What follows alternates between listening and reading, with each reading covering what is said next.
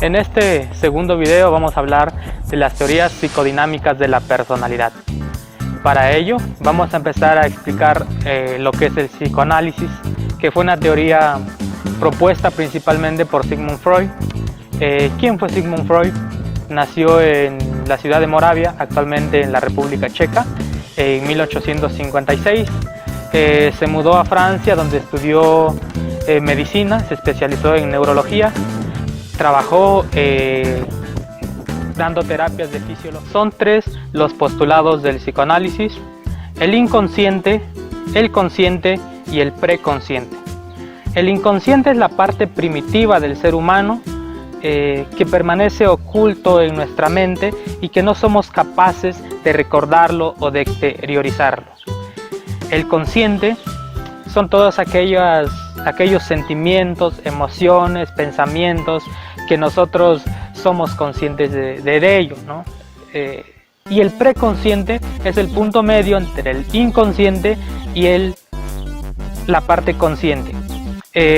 Sin embargo, esa información de alguna manera está oculta, pero es posible acceder a ella a través de los sueños, a través de las fantasías, a través de los recuerdos, y para eso muchas veces psicológicamente se trabaja para que el individuo pueda hacer consciente esa información que se encuentra en ese punto medio. Para el psicoanálisis, el inconsciente, el consciente y el preconsciente forman lo que es el aparato psíquico. Estos tres elementos interactúan en nuestra mente y son difíciles de separarse. La forma en cómo estos se manifiestan es lo que define nuestra personalidad. El aparato psíquico tiene un proceso de desarrollo.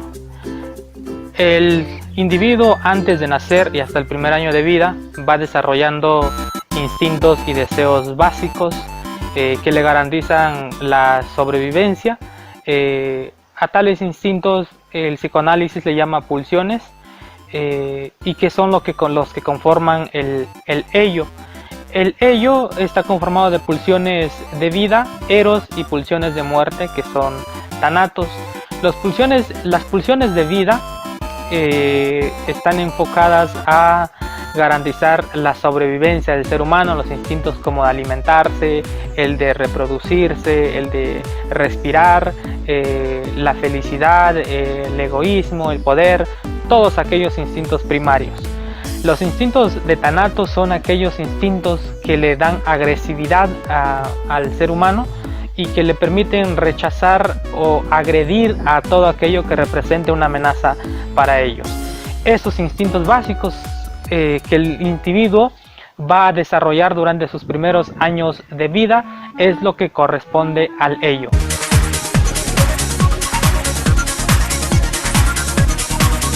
Conforme el ser humano va creciendo, va aprendiendo a convertirse en un ser social y gregario, va adquiriendo actitudes, va adquiriendo comportamientos, empieza el proceso de la introyección de normas o de socialización, donde empieza a saber cuáles son sus deberes, sus obligaciones, cuáles son las costumbres, los valores de una sociedad. Este proceso inicia principalmente con la familia, y en la medida que se va incorporando en la sociedad va adquiriendo psicológicamente todas esas limitantes que van a hacer que sus instintos primarios se empiezan a reprimir. Este elemento psicológico Sigmund Freud le llama la formación del super-yo. El super-yo, que son el conjunto de normas y valores que van a controlar al ello, que son los instintos y las pulsiones básicas.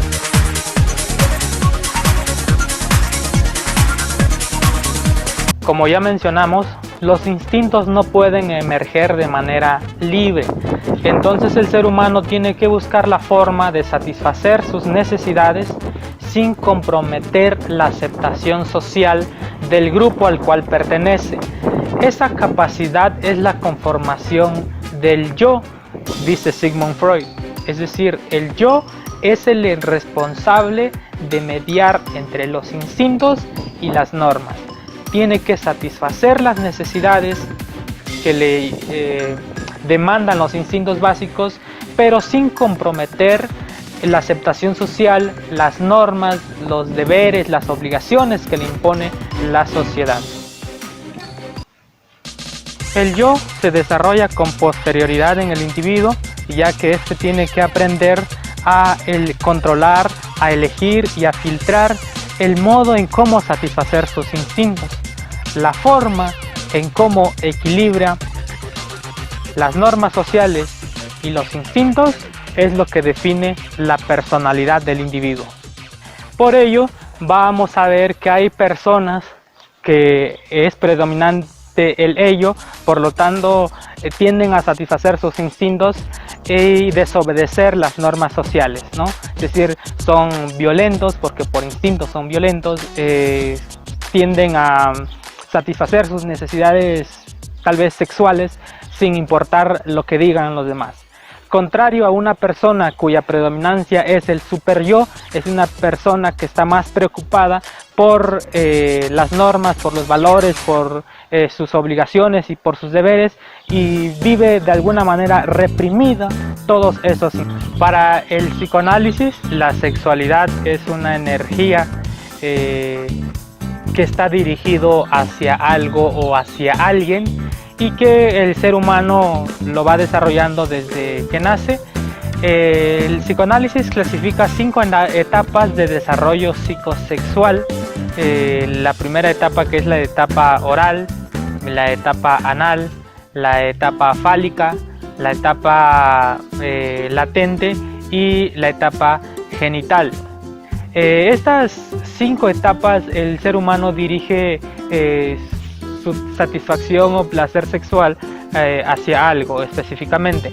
En la etapa oral, que es los primeros meses y hasta el año de vida, el individuo recibe esas sensaciones a través de la boca, por lo tanto tiende a llevarse todo hacia la boca. En la etapa anal, que es la etapa cuando el ser humano empieza a aprender a controlar cuándo hacer del baño, y el placer lo va sintiendo en el expulsar o el retener los excrementos. En la etapa fálica, el ser humano empieza a experimentar en sus genitales, es la etapa de empezar a separarse de la madre, puede sufrir trastornos como el complejo de Edipo, es decir, enamorarse de alguna manera de su progenitor o progenitora. Y en la etapa latente, que es poquito antes de la pubertad, el ser humano es una etapa en donde tiene un receso en sus placeres sexuales. Y finalmente tenemos la última etapa, la etapa genital, cuando el ser humano empieza a experimentar placer a través de los genitales, que es a partir de la adolescencia, que es donde termina de desarrollar esa etapa o ese proceso de desarrollo psicosexual. Dice Sigmund Freud que en la medida que ese proceso se desarrolla lo más sanamente posible, vamos a ver que el ser humano va a tener una personalidad normal. La personalidad es algo que nos hace únicos e independientes como seres humanos. Sin embargo, el psicoanálisis fue la primera teoría que trató de enumerar las características y determinar los tipos de personalidad que existen. El psicoanálisis diferenció 3 grandes grupos de personalidades, en el grupo A, el clúster A, el clúster B y el clúster C, por considerar que estos tipos de personalidades comparten ciertas características en especial. Todos los tipos de personalidad que hemos mencionado solamente son tipos de personalidad, ninguno significa que sea normal o anormal. Cuando una personalidad se convierte en anormal, cuando empieza a afectar los ritmos de vida de una persona. Pensemos en una persona obsesiva compulsiva que tiene obsesión por el aseo y el cuidado y el orden de su casa, y que por ese motivo y por estar cuidando esa obsesión empieza a faltar a su trabajo, descuidar a su familia, no asistir a sus convivencias con sus amigos, etc.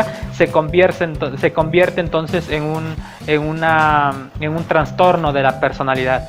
También es importante recordar que el psicoanálisis plantea que ninguna personalidad es única y pura y auténtica. Una persona obsesiva compulsiva puede tener comportamientos esquizoides, puede tener comportamientos de una personalidad limítrofe, etc. Espero que este video les sirva a ustedes para entender lo que es el psicoanálisis como una de las teorías psicodinámicas de la personalidad. Muchas gracias.